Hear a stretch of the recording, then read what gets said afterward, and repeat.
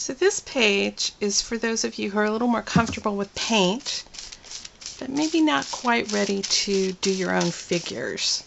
So I'm still working in the comp book, and I'm just using a little bit of gesso to prime the pages. And I'm mostly doing this to knock down the stripes on the page, the writing guidelines. But I'm also doing it because it will provide a better ground for my paint than this paper does. So this is really some not very paint-friendly paper. So the gesso sort of helps that. And applying a little bit of wet media to this paper is going to make it ripple just a little bit. I generally don't worry about that. I sort of embrace the ripples. They don't bother me. And you'll notice that I have a little bit of waxed paper sticking out on the sides. It's because I have other pages in this book that are already worked, and I just want to protect them from getting any gesso or paint on them. So a little bit of wax paper, a little bit of plastic in between the pages, just behind where I'm working now, will protect them. So I'm going to let this gesso dry and then come back in and do a little painting. While I was letting the gesso dry, I cut out the pieces that I think I want to use in this layout. So I have my face and a sunburst, and I also tore out from the black and white pages some words that I want to use. And I'm just sort of roughly positioning these because I'm going to take these words and merge them into the background and sort of paint over them, and then when the background is all finished, overpaint so that it looks sort of like I've hand lettered the page. So this is sort of how I'm going to lay this set of pages out, and I'm going to remove these and put the words down with a little matte medium. This was liquid matte medium. And this is Liquitex, but you can use any brand that you like. I'm just using a very light coat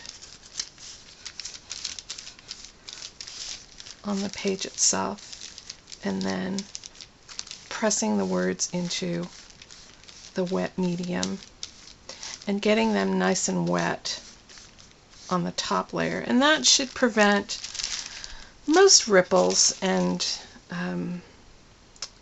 wrinkles, but not all of them. The same way that wrinkles don't bother me in the background paper, they also don't bother me on the elements that I apply. So now I'm going to do some color work over the top of this, and I have some cheap acrylics that I've squeezed out onto a palette, and some a damp sea sponge. And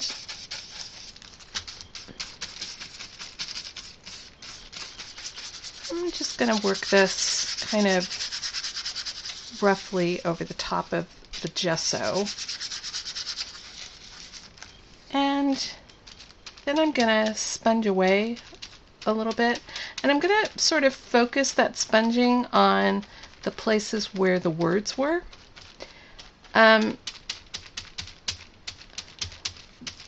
So I'm kind of doing a cloudy effect, and I'm also ensuring that I can see those words from underneath the background. And that way, when I go to color them in later, I'll have some guidelines for my words. So most of this section is going to be covered over by the face. I'm sort of using the sponge to move the color around on the surface of the paper. And blend and lift color where I don't want it.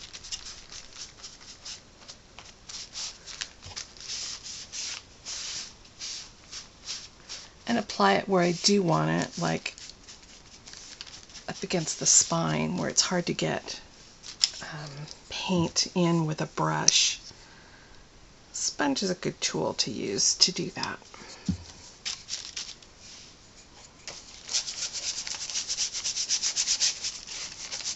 And most of this section is going to be covered up by the sun.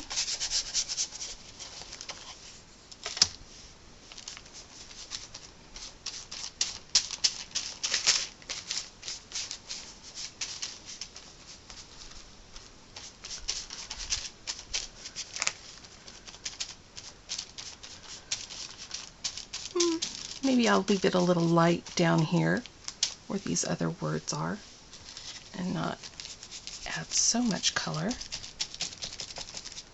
So you can just play around with this. Don't be too stressed out about backgrounds. They are backgrounds. They're not the focal point of your piece.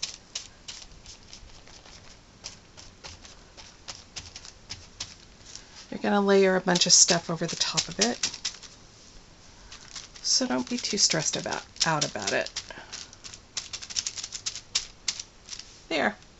I'll just let that dry, and then I'll do some layering of the colored elements over the top. Now that the background is dry, I'm going to position my colored pieces and glue them in place. And you can do this with a glue stick or with matte medium or whatever glue you're comfortable with. I'm going to do it with glue stick because I want to do a little marker work on the figure, and sometimes matte medium gets in the way of that. So now I'm coloring in the lettering over the top of the background. And it's really easy to do using the black lines as a guide. And I'm just using a paint marker for this. You can use whatever you like. I use fabric paint sometimes in the squeeze tubes, or regular design markers. Just whatever you feel like using. You can paint it in,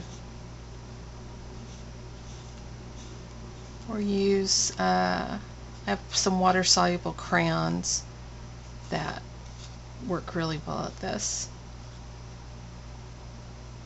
So I just let that dry and then give it another coat to punch up the yellow. Now I'm using a Sharpie to color in the letters and punch up the details a little bit. And this is sort of where these will shift from being just pieces that you glued down onto a background to something that's a little more unique and has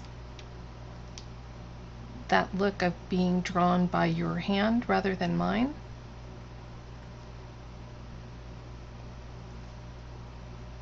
Because everybody's mark making skills are different, and so your look is going to be different than mine.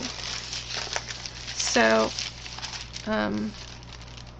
while you're doing this, you can rotate the page around so that you're not dragging your hand through wet marker.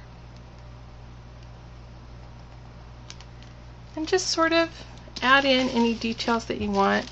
And I was thinking that maybe what I would do is just extend this out and do some little swirlies.